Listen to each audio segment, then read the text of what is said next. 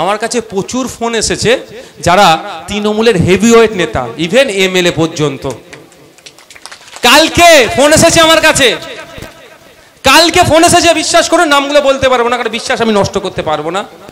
Face টাইমে WhatsApp কলে phone এসেছে, নওশাদ ভাই আমরা জানতাম একটা লটর পটর আছে, মানে বিজেপির সাথে মিলেমিশে চলে, তবে এত নোংরা ভাবে বিজেপির সাথে তৃণমূল মিশে আমরা তৃণমূল করে জানতে পারলাম না।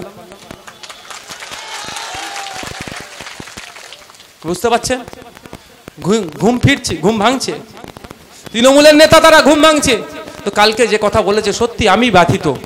বিশ্বাস করুন, আমি রাজনৈতিকভাবে মমতা ব্যানার্জির চরম বিরোধী, আপনারা জানেন, কিন্তু মমতা ব্যানার্জির যে মুসলিম সম্প্রদায় সম্পর্কে কি ধারণা, আমি একবার এত খারাপ ধারণা আমি কিন্তু কোনোদিন ভাবিনি। তাই এবার মুসলিম সম্প্রদায়ের মানুষরা জবাব দেবেন, আগামী দিনে জবাব দেওয়ার যখন সময় আসবে দেবেন।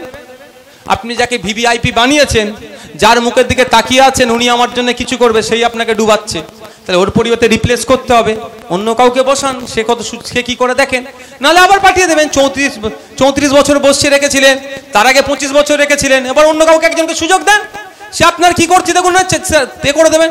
আর সত্যি বলছি, পশ্চিমবাংলার মুসলিম সম্প্রদায়রা চাইলেই মুখ্যমন্ত্রী থেকে সরিয়ে দিতে পারে যে কাউকে। বুঝতে পারছেন? এত পাওয়ার মুসলিম সম্প্রদায়ের আছে পশ্চিমবাংলার।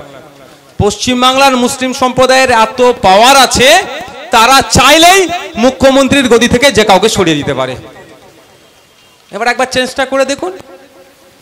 নিশ্চিতভাবে আমরা বিজেপির কোনোদিন সাপোর্ট করি না আর করবো না। আমি আপনাদের বলছি, তৃণমূলকে হারালে বিজেপি বাংলা থেকে গায়েব হয়ে যাবে। বিজেপি বলে কিছু আছে? এই রাতারাতি বিজেপির পতাকাগুলো কারা বানছে খোঁজ নিয়ে দেখুন তো, কারা? যারা জোড়া ফুলে ঘুরে তারাই বড় ফুলের পতাকা লাগিয়ে আপনাকে ভয় দেখানোর জন্য বানছে। ঠিক আছে, সব ভালো থাকবেন, সুস্থ থাকবেন। এই ওয়াকফ নিয়ে আন্দোলন চালিয়ে যেতে হবে। প্রয়োজনে আমাদেরকে দিল্লি যেতে হবে, যাবেন তো ভাই? প্রয়োজনে দিল্লি যাব আন্দোলন করতে, তবে আগে রাজ্যের বিভিন্ন অলিত গলিতে আন্দোলনটা চলুক। সকলে ভালো থাকবেন, সুস্থ থাকবেন। একটা শুধু কাগজ দেখাচ্ছে, দেখুন পশ্চিম বাংলা, এটা 2019 সালের এটা পেপারের একটা কাটিং।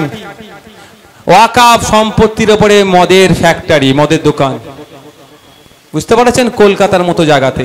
কার আমলে এটা? যিনি এখন আন্দোলন করার জন্য দিল্লি যাওয়ার নিদান দিচ্ছেন তার আমলে। বুঝতে পেরেছেন তো কেন আপনাকে দিল্লি যাওয়ার কথা বলছে?